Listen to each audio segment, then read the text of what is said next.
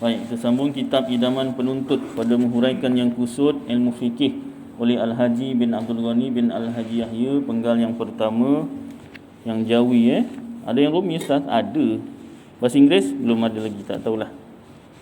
Nak buat boleh. Ke surat 52. Yang lepas kita dah baca rukun yang pertama, iaitu niat. Masuk pada rukun yang kedua, iaitu qiyam. Baik, kedua, qiyam. Satu, nota kakinya situ sandarannya hadis Bukhari. Apa dalil kita berdiri dalam sembahyang? Sandarannya hadis Bukhari. Yang lepas, niat, sandarannya hadis juga. Ya tak? Itu sebab ayat Al-Quran dalam Islam, terutamanya kita Ahlu Sunnah wal Jamaah dan bermazhab Syafi'i, sandaran ilmu atau sandaran dalil kita pertama Al-Quran, yang kedua hadis, yang ketiga ijma' ulama', yang keempat qiyas. Kalau ada orang mengikut Al-Quran dan hadis sahaja, boleh jadi sesat. Malah kalau ada yang ikut Al-Quran sahaja, pun boleh jadi sesat. Kenapa? Bila kita tanya, apa sandaran awak niat dalam sembahyang? Dalam ayat Quran ada aqimis solah, perintah menjaga sembahyang. Dalam ayat Quran ada tak suruh niat dalam sembahyang? Ya tak? Jadi kalau nak dapatkan sembahyang yang sempurna tu, tak dapat tidak melainkan dengan Al-Quran, hadis, ijma' ulama' dan qiyas. Jadi hati-hati dengan seruan orang yang mengatakan kembali pada Quran dan hadis, tetapi tidak mengambil ijma' ulama' dan qiyas. Hati-hati. Dalam kitab Aqidatun Najin, boleh jadi punca kesesatan, boleh jadi. Ya tak? On the way tadi dalam perjalanan, berita Sinar FM, Jaiz menangkap seorang sekumpulan mengaku Rasul Melayu ke Rasul Malaysia, gitulah. Ingat dah terkubur dah Rasul yang kemarin Nusantara. Kita sibuk cerita ni dulu Abdul Qadir mengaku Nabi Nusantara. Rasul bukan Nabi, Rasul Nusantara. Ingat dah habis. Ada lagi timbul. Baru keluar berita ni kat radio lah. Dek, kerana apa? Itu antara puncanya pegang Quran dan hadis mata-mata dengan tafsiran sendiri. Jadi hati-hati. Baik. Jadi qiyam ni berdiri dalam sembahyang, sandarannya hadis Bukhari bahawa seorang sahabat bernama Imran bin Husain berpenyakit bawasir. Katanya, aku bertanya Rasulullah sallallahu alaihi wasallam, bagaimana hamba hendak sembahyang? Bawasir ni usus keluar, betul, usus keluar, usus besar tu kan. Jadi apa jawab Rasulullah? Artinya lebih kurang sabdanya, hendaklah engkau sembahyang berdiri, maka jika engkau tidak terdaya, hendaklah sembahyang duduk. Test dulu, berdiri boleh tak? Tak boleh, duduk. Dan jika engkau tidak terdaya, hendaklah sembahyang berbaring. Duduk tak boleh, baring. Duduk ni atas kerusi ke duduk atas lantai, Ustaz? Tak disebutkan sini, yang penting duduk. Ada perselisihan pendapat juga. Duduk atas kerusi ke, duduk lantai ke, tapi duduklah. Yang lagi afdal ya duduk atas lantai, duduk antara dua sujud, duduk tahiyat awal, duduk tahiyat akhir, ataupun selunjur. Boleh Ustaz selunjur? Boleh. Malah kalau sembahyang baring, tidak terdaya, kalau duduk tak terdaya, hendaklah sembahyang berbaring. Malah sembahyang berbaring, kaki tu telunjur ke arah kiblat. Kalau baring pun boleh arah kiblat, kaki, tapak kaki apatah lagi duduk. Kenapa tapak kaki menghadap kiblat? Yang nak menghadap kiblatkan ni bukan tapak kakinya, muka dan dada. Baring kan muka atas, pakai bantal lah. Oh, sembahyang pakai bantal? Dah awak sembahyang baring? Macam nak tidur, awak jangan tidur lah. Awak pernah sembahyang baring tak? Tak pernah. Nak sembahyang baring? Boleh Ustaz? Jangan minta. Orang sembahyang baring ni dah tak boleh berdiri, dah tak boleh duduk. Tapi ilmu kita kena amal. Tak semua ilmu kita wajib amal. Ada ilmu wajib tak tahu sahaja. Jangan minta, ya Allah aku dah belajar buat sembahyang baring, aku nak ya Allah sembahyang baring. Jangan minta. Dapat nanti susah awak. Itu bukan sembahyang aja baring tu. Sepanjang hidup baring aja tu nanti semua. Baik, sambung Dalam hadis Nasa'i tambah lagi, maka jika engkau tidak terdaya hendak sembahyang terlentang, Tuhan tidak memberatkan seorang melainkan apa yang ia terdaya. Itu tersebut dalam kitab Bujarimi Iqna juzuk 2 muka surat 6. Itu sandaran berdiri. Yang ini berdiri betul bagi mereka yang boleh berdiri dengan menegakkan belakangnya meskipun bersandar kepada dinding. Sekiranya seorang berdiri dengan keadaan membongkok hampir macam orang rukuk, padahal ia boleh berdiri betul, tiadalah dinamakan berdiri. Ikut masing-masing lah. Dia tegak, saya dah tak boleh Ustaz, dah bongkok 3 dah. Bongkok 3 dah tak boleh, nak macam mana kan? Tapi kena bezakanlah berdiri dengan rukuk nanti. Rukuk kena lebihkan ke bawah sikit. Dan tidak sah sembahyangnya. Kalau mampu diri tegak, tak diri tegak, tak sah sembahyang.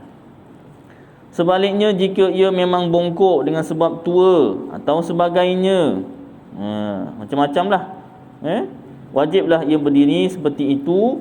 Dan ketika rukuk tambah bongkok lagi, supaya beza. Sekiranya ia lemah daripada berdiri, yakni tak boleh berdiri, cuba diri, tak boleh, sama dia sakit ke ataupun tak sakit tapi memang tak boleh berdiri, hendaklah ia sembahyang duduk bagaimana cara yang boleh. Duduk secara iftirash. Iftirash ni duduk tahiyat awal, lebih baik daripada duduk secara tawarruk. Tawarruk, baik, satu duduk tawarruk macam mana?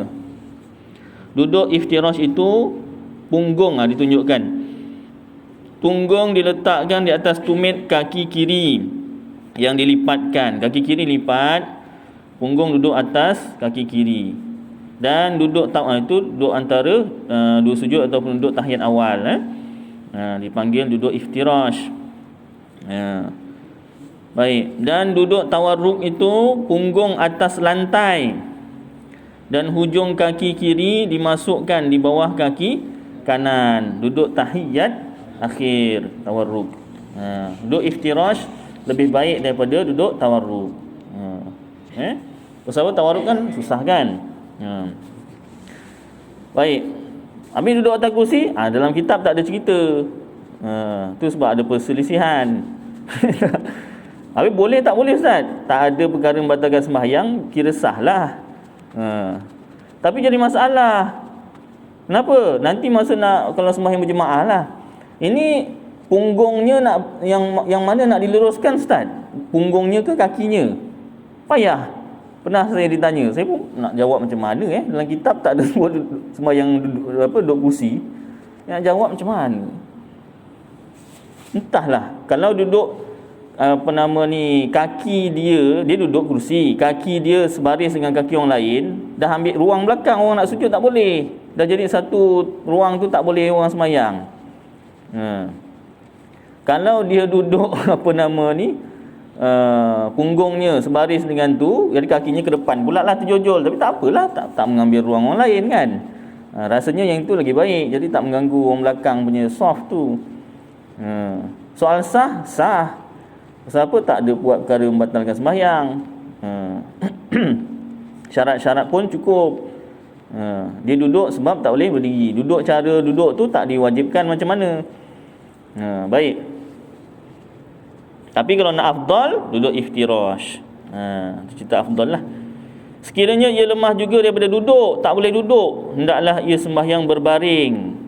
Dan jika lemah daripada berbaring, hendaklah ia sembahyang terlentang. Berbaring ni macam mana? Apa beza dengan terlentang? Berbaring ni macam mengiring, macam orang mayit dalam kubur. Ya tak? Pasal awak pun dah ujung-ujung ni. Dah tak boleh diri, dah tak boleh duduk, faham ajalah. Dah sembahyang baring macam mayat dalam kubur. Biar ingat-ingat sikit. Kalau tak ingat juga tahulah. Dah sembahyang baring tu biar ingat-ingat. Jadi baringnya pun sama macam mayat dalam kubur. Macam mana? Mengiring ke kanan, muka dada menghadap kiblat. Miring. Maknanya perut ke kanan lah, belah kanan. Kiblatnya tu ke arah ke depan. Dan jika lemah daripada berbaring, hendaklah ia sembahyang terlentang. Ini terlentang. Terlentang macam mana? Tapak kaki lah menghadap kiblat. Itu senang ceritanya lah. Pasal kalau dicakap muka dan dada menghadap kiblat, sembahyang terlentang, muka dan dada menghadap kiblat, pening. Tapak kaki menghadap kiblat, senang. Tapi yang nak dihadapkan kiblat tu bukan tapak kakinya, itu supaya awak mudah faham. Alah, lagi mudah faham kan ustaz tunjukkan. Ya, boleh juga. Tapi kalau ustaz malas nak tunjukkan, cakap gitu je lah, tapak kaki nak kiblat. Ditinggikan kepala daripada badan dengan diletak bantal. Bantal saya ada air basi, bantal yang lain lah. Ya tak? Supaya ada menghadap kiblat, dan cara sembahyangnya pakai isyarat sahaja dengan kepala pada rukuk dan sujud. Isyarat. Maknanya kira dongak sikit lah, tegak sikit lah, taklah dongak sangat. Jadi masa rukuk tunduk sikit. I'tidal sami Allahu liman hamidah, kan sujud tunduk habislah. Seberapa dapat. Dan jadikan isyarat kepada rukuk kurang daripada sujud. Rukuk tunduk sikit, sujud tunduk habis. Jika tidak boleh juga, hendaklah ia sembahyang pakai isyarat dengan kelopak matanya. Ni mazhab kita Syafi'i. Nak cerita betapa pentingnya sembahyang, pakai kelopak mata pun, kalau itu dah yang mampu sembahyang, wajib, tetap wajib. Ini sehat tak sembahyang. Kan ada lagu Jawa, ada kat YouTube. Saya tengok YouTube tu ada, bila tengok banyak ceramah kuliah apa, dia YouTube ada cadangkan kuliah. Adalah lagu Jawa ni, memang asal Indonesia lah. Lagu Jawa masyhur. Lagu katanya lagu-lagu ulama lah. Lebih kurang isinya, Nabi Yusuf handsome. Nabi Yusuf handsome tapi nak sembahyang. Macam mana dia menyindir juga lagu dia. Nabi Yusuf handsome tapi nak sembahyang. Janganlah awak yang handsome ni tak sembahyang. Macam itulah lebih kurangnya. Saya tak ingat lagu dia. Search lah lagu Jawa tentang sembahyang, kan. Tapi bunyinya macam mana? Mana ada bunyi, tulislah tulisan, mana ada bunyi macam tu. Tulislah sembahyang lagu nasyid lah, nasyid Jawa tentang sembahyang. Nabi Sulaiman, kalau tak silap lah, Nabi Sulaiman besar kerajaannya, macam itulah. Sembahyang itu nantilah lain kali, sambung sendiri lah. Itu sambung sendiri. Lagi apa? Nabi apa yang kaya? Nabi Sulaiman yang kaya. Nabi Sulaiman kaya, mau sembahyang. Kau kaya kau tak nak sembahyang. Nabi aja kaya, lagi kaya daripada kau, sembahyang. Lagi Nabi apa? Apatah lagi kalau miskin lah, kenalah sembahyang kan. Bukannya kaya je sembahyang, miskin pun kena sembahyang. Lagi apa? Ada macam-macam. Nabi tu nabi ni. Maknanya apa alasan kita? Saya orang kaya ustaz, banyak harta, tak boleh, busy lah nak jaga harta, dia tak sempat sembahyang. Tak ada. Nabi lagi kaya. Ada nabi-nabi lagi kaya. Lagi apa? Saya handsome sangat. Tak tahulah. Boleh jadi alasan ke? Saya handsome sangat, tak boleh nak sembahyang. Tak tahu apa. Banyak orang autograf ke apa, tak tahulah kan. Jadi alasan tak sembahyang, tak boleh. Lagi apa? Macam-macam lah. Apa alasan sekalipun, tak boleh dibuat alasan. Kenapa? Nabi-nabi itu lebih lagi ujiannya, dugaannya. Tapi sembahyang. Lebih kurang macam itulah. Nabi Ibrahim sembahyang macam mana Ustaz? Itu syariat Nabi Ibrahim lah. Kita belajar syariat Nabi Muhammad. Baik, nanti ada rezeki belajar lagi kitab lagi kan. Itu kena cari kitab-kitab lain lagi. Baik, dengan isyarat kelopak matanya. Ketika itu tidak ada beza antara isyarat kepada rukuk dengan isyarat kepada sujud. Kelopak mata, kalau kelopak mata berdiri macam mana? Buka mata lah. Bismillahirrahmanirrahim. Macam tu kan? Pedih lah, baca surah pendek je lah. Buka mata tu dengan Al-Baqarah disebatnya. Bergaring mata, kalau sanggup ya silakan. Habis Al-Baqarah dah tak boleh nak kejam dah, pedih sangat. Surah pendek. Kemudian rukuk, Allahu Akbar, Subhana Rabbiyal Azim wa bihamdi. Baca kuat sikit, kan anak-anaknya dengar. Abah dah tutup mata. Dah payah pula. Aku sembahyang lah kau ni. Aku tengah sembahyang kau asyik aku tutup mata. Batal lah sembahyang aku. Dah paksa aku batalkan sembahyang. Abah dah tutup mata. Masing-masing itu kan. Pasal apa? Dah tak boleh diri, tak boleh duduk. Baring boleh, tapi sembahyang pakai kelopak mata. Lagi kalau kat hospital. Kan. Anaknya tertidur, bapaknya sembahyang. Bapak dah tutup mata. Tu masih ada tit, masih ada tu, Itu sembahyang. Ambil sembahyang macam mana? Ambil sembahyang, kalau sembahyang pun dah pakai kelopak mata, tu boleh ambil sembahyang sendiri? Dah tak boleh lah tu. Itu kena ada kalau kaya kena upahkan orang lah. Nak buat apa lagi harta? Sementara belum jadi milik orang, masih hak sendiri. Belum difaraidkan, pakai. Ni aku upahkan, kalau dah tak ada orang, kalau ada keluarga ke apa, bolehlah upahkan jugalah. Tak. Alah ustaz, ahli keluarga takkan tak sanggup. Ya, sekali dua kali. Dah masuk kali keempat, kali kelima, dah lah abah pun dah tak boleh ambil sembahyang sendiri. Tak sembahyang lah. Nak dah, dah kan bunyi. Kalau ni upah ni, boleh insya-Allah. Tak apa, tak upah pun tak apa. Bapaknya dah bagi upah, tak upah pun tak apa. Baik. Itu kalau tak boleh ambil sembahyang sendiri, minta tolong orang. Orang dah tak nak tolong, upahkan. Kena upahkan. Wajib upahkan. Kalau ada harta, dah tak ada harta, tatkala tu sembahyang menghormati waktu lah. Mazhab kita Syafi'i. Dah tak boleh ambil sembahyang sendiri, orang lain dah tak nak tolong. Ahli keluarga dah tak datang. Kenapa? Kalau datang nanti kena ambil sembahyang. Kena ambilkan air sembahyang. Ambilkan sembahyang penuh muka, tangan, kepala, kaki. Yang sembahyang pakai kelopak mata ni sembahyangnya. Bukannya mentang-mentang sembahyang kelopak mata, wuduknya kelopak mata je. Tak. Wuduknya semua penuh. Baik. Tu. Kalau dah tak boleh, minta tolong nurse. Macam mana nurse? Batal sembahyang. Itu bukan ambil sembahyang namanya. Itu lain, jadi ngurutnya. Nurse ambilkan sembahyang macam mana? Tak boleh. Dresa pun mungkin boleh, tapi dia pun ada kerja lain. Dah tak boleh sembahyang menghormati waktu. Baik. Itu sebab 5 perkara, buat 5 perkara sebelum datang 5 perkara. Sihat sebelum sakit, hidup sebelum mati, kaya sebelum miskin, lapang sebelum sempit. Ada lagi? Cukup tak? Muda sebelum tua. Terima kasih Imam. Baik. Nak ingatkan orang, di sini pun tak ingat. Kita saling ingat mengingat lah. Saling ingat mengingat. Baik. Jadi sembahyang. Malah ustaz penat. Kan saya dah ajar sembahyang yang ringkas. Boleh ustaz? Diam-diam aje lah. Saya cakap orang, awak tu dah malas. Tapi nak lepaskan kewajipan sembahyang, awak dah memang jenis malas. Kan dah ajar rukun sembahyang ini, yang lain tu sunat. Orang malas pun nak masuk syurga juga.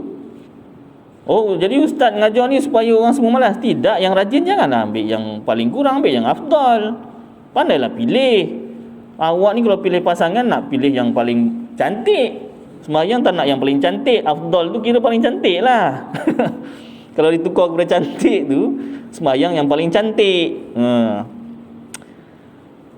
Ya tak? Wah, tak dapat Mira Filzah, menangis, menongging. Alah. Sepupunya kan ada lagi. Kalau sepupunya tak dapat pun, bunga bukan sekuntum lah. Alah. Ini sembahyang yang paling kurang. Cuba kalau pasangan tu yang asal ada je. Asal ada. Macam mana asal ada? Tak payah sebut lah. Jadi body shaming pula kan. Faham aja asal ada, asal boleh kahwin. Nak.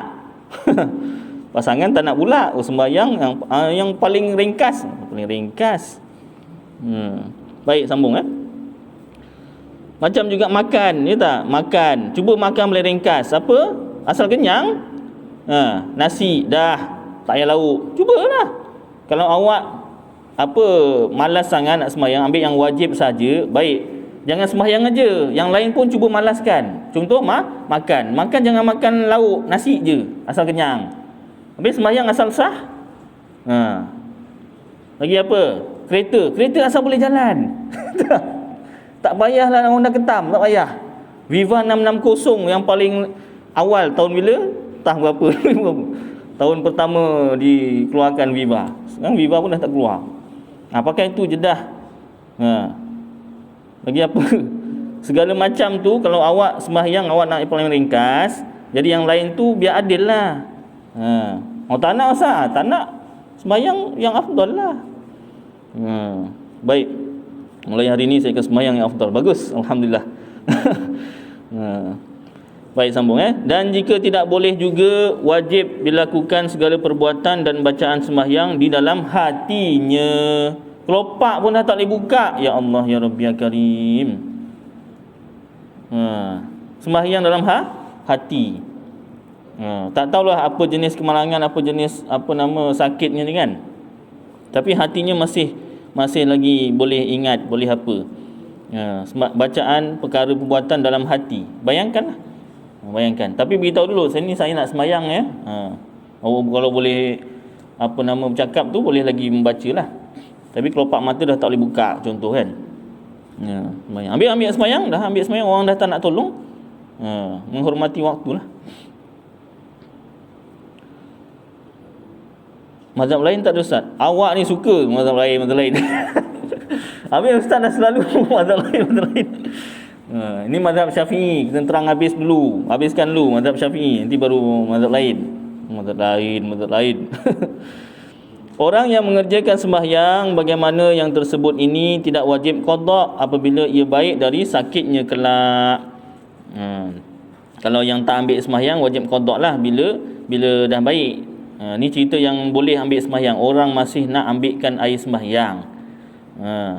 Pendeknya, hukum wajib sembahyang atas seorang itu tidak gugur selagi ingatannya masih baik. Itu mazhab kita Syafi'i. Baik, baru masuk mazhab lain.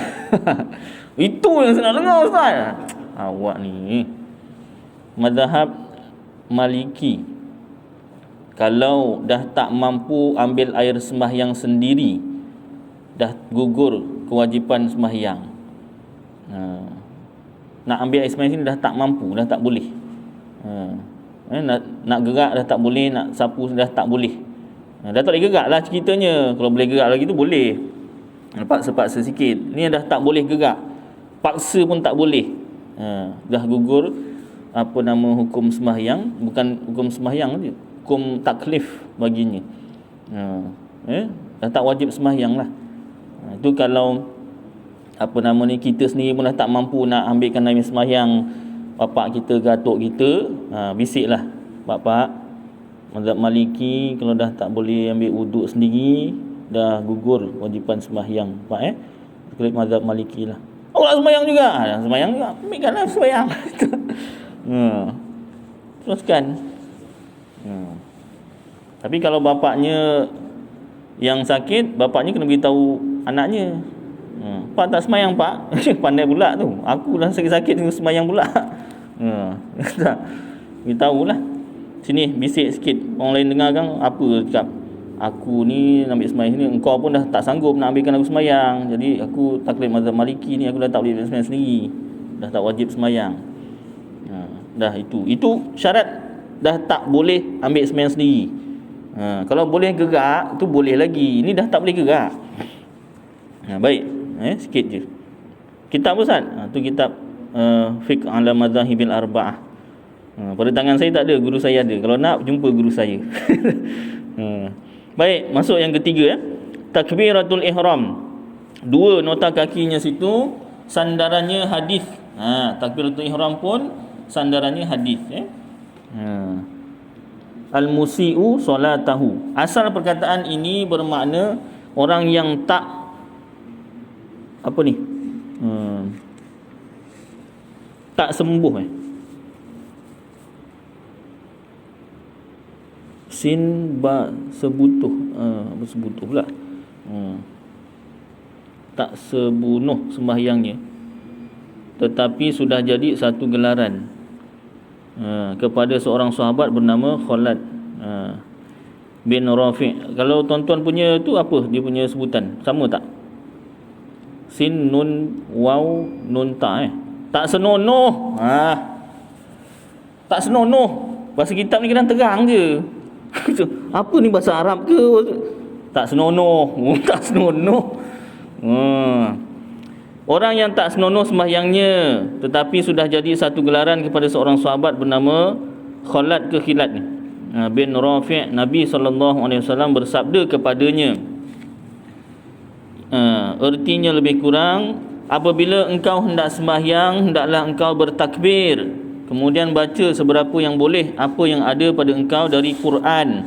Maksudnya Fatihah, kerana ada riwayat lain menyebut Ummul Quran. Kemudian rukuk hingga tetap rukuk betul. Kemudian engkau angkat kepalamu hingga tetap berdiri, i'tidallah. Kemudian sujud hingga tetap sujud betul, tak gerak. Kemudian angkat badanmu hingga tetap duduk antara dua sujud. Kemudian buatlah begitu dalam sembahyangmu kesemua sekali. Itu sandaran takbiratul ihram. Takbiratul ihram ni apa? Yakni mengucap Allahu Akbar. Itu takbiratul ihram. Tak payah angkat tangan. Angkat tangan tu sunat. Jadi nanti kalau nak sembahyang malas, jangan sebut malas lagi. Berani tak makan nasi tak ada lauk? Sikit pun tak boleh. Sikit pun tak boleh. Garam pun tak boleh. Tak nak Ustaz. Tak nak, jangan sembahyang malas. Angkat tangan tu sunat. Yang namanya takbiratul ihram, sebutan tu Allahu Akbar, yakni Allah yang maha besar. Atas orang yang boleh menyebut, wajib ia menyebut demikian dalam bahasa Arab dengan tidak boleh ditukar, seperti Ar-Rahmanu Akbar. Pandai sangat bahasa Arab, tukar lain. Nama Allah kan banyak, tukarlah lain. Tak boleh. Atau Allahu A'zam, tak boleh. Akbar tukar A'zam. Atau Akbarullah pun tak boleh, dan sebagainya. Jadi sebutan Allahu Akbar kena betul, kena bahasa Arab. Bila bahasa Arab ada tajwid. Sebab ini sembahyang. Jadi kalau tak bertajwid, tak sah sembahyang. Alif lam lam sabdu di atas al, dia a nipis. Masuk pada lam di atas la. Masa sebut la tu tebal. Jangan la, Allah, jangan Allah. Tebal mana? Sepenuh-penuh mulut. Allah. Pada alif tadi jangan ditebalkan. Lam baru tebal. Jangan mula-mula dah tebal. Allah, astaghfirullah. Salah. A nipis, a.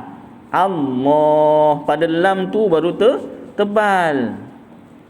Kalau mula-mula dah tebal, Allah, itu dah batal. Bukan batal, tak sah sembahyang, tak jadi sembahyang pun.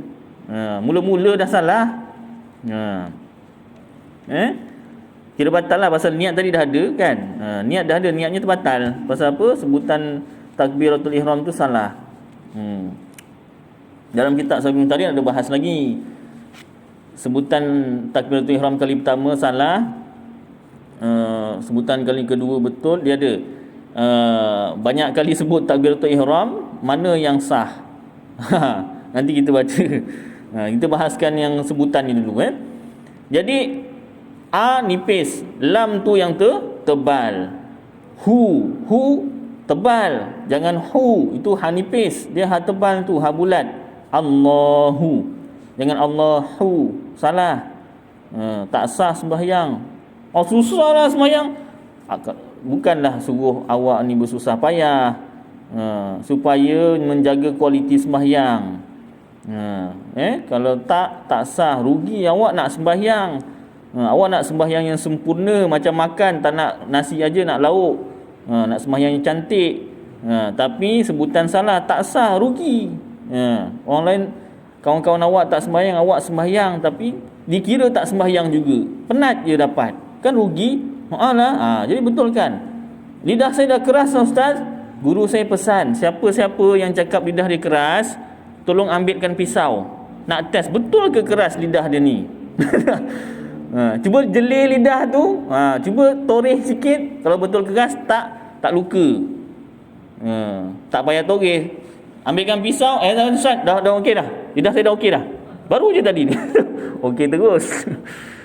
Kan saya pernah cerita, saya ada 2 orang, asalnya 3 orang, seorang lagi dah surrender dah. Ngaji dewasa perempuan, yang seorang Terengganu makan ikan, yang kedua orang ni seorang Jawa Malaysia, seorang Jawa Indon betul. Belajar ngaji dengan saya, faham aje lah. Kalau dah Terengganu, kaf nun mati depan kun, bukan kun, kung. Nak jadikan kun tu seminggu. Yang Jawa bismillah, nak jadikan bismillah tu seminggu juga. Tapi tetap nak belajar. PKP kemarin berhenti. Ni tanya, Ustaz, bila ni dah PKPP, bila nak belajar? Nantilah. Saya cakap. Jadi sebutan Allahu, hu tebal. Hu satu harakat, jangan panjangkan. Allahu tak boleh. Hu jangan panjang. Dulu ramai yang sebut Allah. Sekarang dah kemudian ni Allahu. Mesej pun Allahu. Yang accident lah Allahu. Macam nak cerita lain sikit lah. Kalau kan Allah, Masya Allah, ni tambah hu. Kalau tulisan tu tak apalah, sebutan Allahu, jangan panjang, hu pendek. Dan kalau matikan Allah, mana ada tambah hu. Akbar, alif kaf, mati di atas ak. Jangan akok, tu qaf. Jangan ak, tak ada k-nya tu, hamasnya tu tak ada. Bar, Allahu Akbar. Satu, sebutan huruf semua mesti betul. Yang kedua, panjang pendek mesti betul. Kalau tak sah sembahyang kita. Dah masuk isyak tuan-tuan. Cukup kadar ni. Mudah-mudahan apa yang kita baca bersama jadi manfaat untuk saya dan tuan-tuan. Apa kita amalkan dan sampaikan insya-Allah. Aku qauli hadza wa astaghfirullahal azim li wa lakum wa lisairil muslimina wal muslimat wal mu'minina wal mu'minat fastaghfiruh fa ya fawzal mustaghfirin wa ya najatat taibin. Wa sallallahu tabaraka wa ta'ala ala khairi khalqi sayyidina wa maulana Muhammad wa ala alihi wa sahbihi wa baraka wa sallam. Subhana rabbika rabbil izzati amma yasifun wa salamun alal mursalin walhamdulillahi rabbil alamin. Taqabbalallahu minkum.